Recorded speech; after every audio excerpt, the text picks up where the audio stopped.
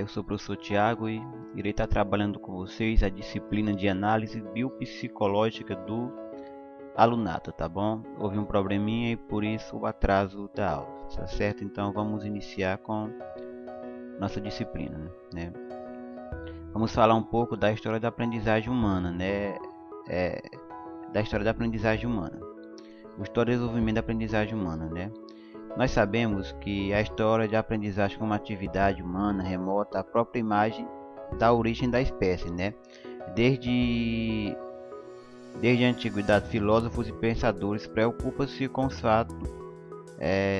fatos da aprendizagem, né? Com os tipos de aprendizagem, né? Daí a razão para que as primeiras teorias se confundiram com as explicações do processo lógico com as teorias de conhecimento.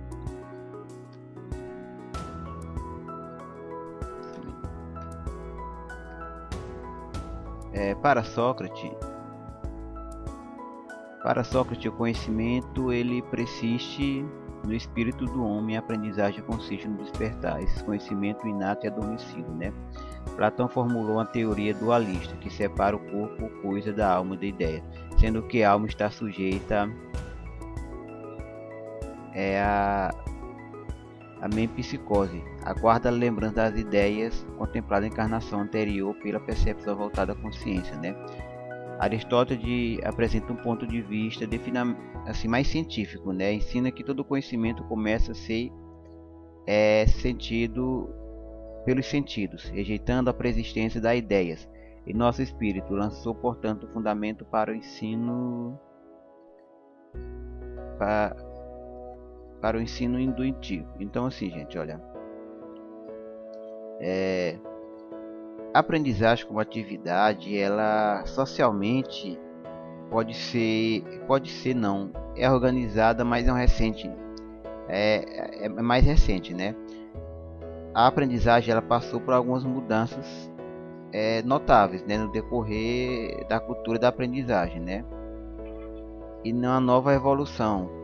Qual foi a revolução que nós vamos ver mais adiante? No caso foi a revolução da escrita.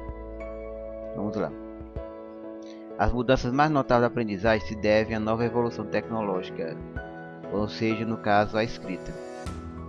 A nova cultura de aprendizagem própria das modernas sociedades industriais se define por uma educação generalizada, formação permanente e massiva por saturação de informações produzidas pelos novos sistemas de comunicação. Em nossa cultura, a aprendizagem, a distância entre o que deveríamos aprender e o que finalmente conseguimos aprender cada vez melhor, cada vez maior. O desenvolvimento humano é um processo longo e gradual de mudança. Nós sabemos que cada ser humano, cada indivíduo ou pessoa, ele tem a capacidade de aprender, tem a capacidade de se adaptar. O ser humano é um ser biológico que aprende com aquilo que está ao seu redor, observando e com aquilo que lhe é ensinado. Então, todo ser humano, a gente sabe que ele nasce com a inteligência nata, mas ao mesmo tempo essa inteligência dele tem que ser despertada através do conhecimento. Então eu abro um parênteses aqui para dar uma explicação bem clara. O nosso cérebro ele é feito para aprender. Nosso cérebro é muito bom.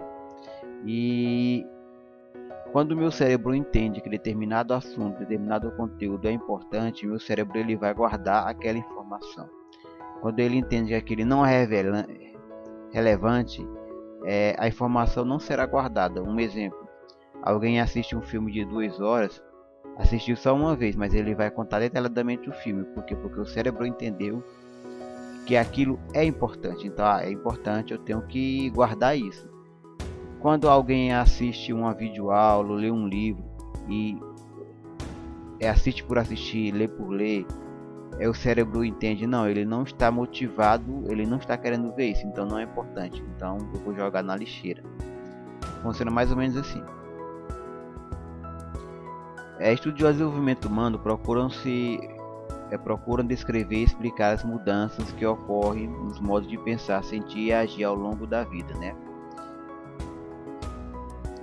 Jean Piaget, ele criou os estágios de desenvolvimento humano.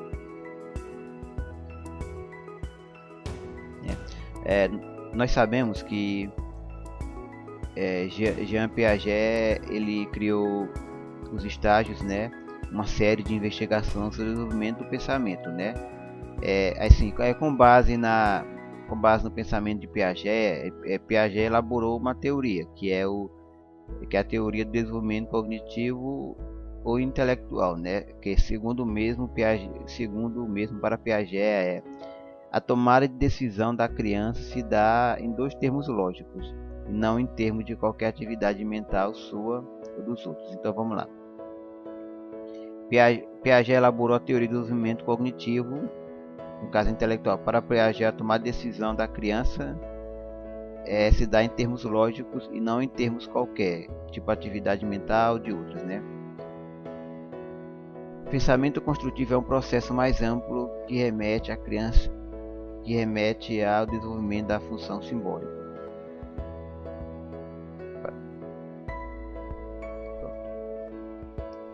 Aí vamos lá, segundo Levi Vygotsky, né?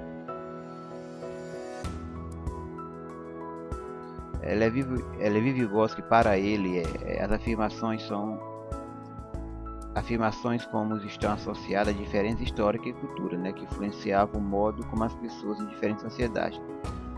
As pessoas, elas agem, interpretam e representam o mundo, né? Vygotsky, conhecido como sócio-interacionista, a teoria dele, pois concebe como o ser humano se constitui-se nas relações sociais que ocorrem em determinado contexto histórico, né, cultural, sua premissa como referencial filosófico e materialismo dialético que pressupõe o estudo histórico do processo das mudanças, né, a partir da análise, a reconstrução das relações dinâmicas, contextuais e processos da realidade. Para Vygotsky, postulou que a vivência em sociedade é essencial para a transformação do homem, de ser biológico em ser humano, né? O desenvolvimento, ainda segundo Vygotsky, o desenvolvimento psicológico de um indivíduo respeitará a história da sua espécie, isto isso característica na interação social.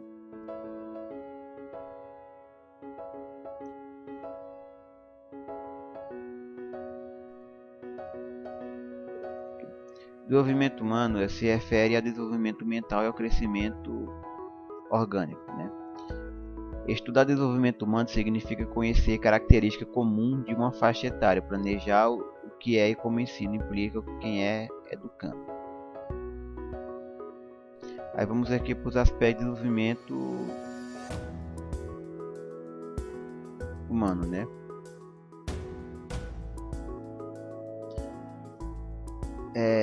Nós temos o aspecto fixo-motor, que refere-se ao crescimento orgânico, né, a maturação. Nós demos exemplo, a criança leva a chupeta à boca, né, a criança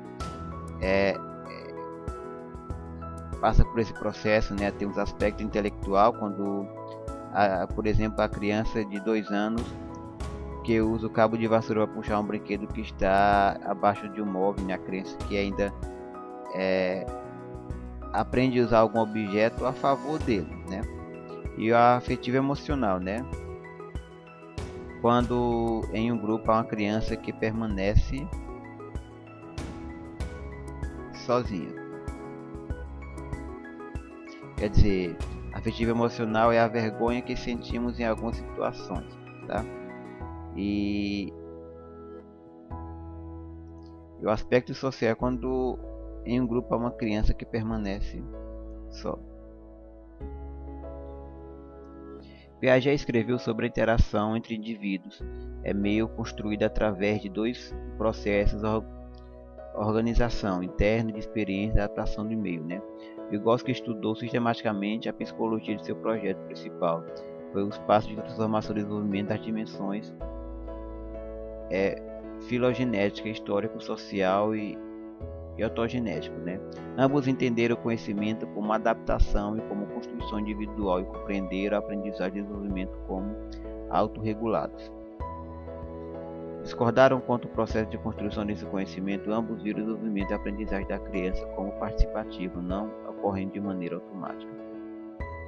A criança transforma aquilo que aprende de acordo com sua capacidade interna, inata, tornando-se transformadora da aprendizagem, criadora se essa capacidade de aprendizagem e oportunidade lhe for oferecida.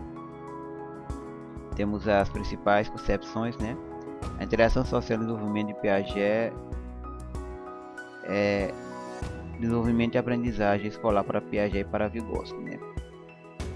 Vygotsky, a aprendizagem não começa na escola, que toda situação de aprendizagem escolar se depara sempre com a história de uma aprendizagem prévia, né? Vygotsky, ele defende bastante a intersocial, né? Que a interação social com o ambiente. Então, ele fala que a criança se depara com a aprendizagem muito antes de chegar na escola. Tanto para Piaget como para Vygotsky, o ambiente de sala de aula requer interação social, embora por circunstâncias distintas, né? Por quê? Porque Vygotsky, o ambiente social é a fonte de modelo a qual as construções devem se aproximar. Vygotsky, ele diz que para aprender tem que ter aquela interação social, né? Que a aprendizagem vai depender da interação social. E só que para Piaget, o conhecimento não pode ser aceito em alguns pré-determinados desde o nascimento de acordo com a teoria inalista, nem o resultado dos simples requisitos de percepção de informações, como comenta o empirismo. Resulta as ações e interações do sujeito com o ambiente onde vive. Todo conhecimento é uma construção que vai sendo elaborada desde a infância através da interação sujeito com objetos que procura conhecer, sejam eles do mundo físico ou cultural.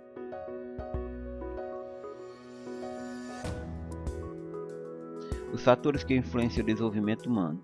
A heteridade é a carga genética do indivíduo, que será capaz de estabelecer o seu potencial, que poderá ou não se desenvolver.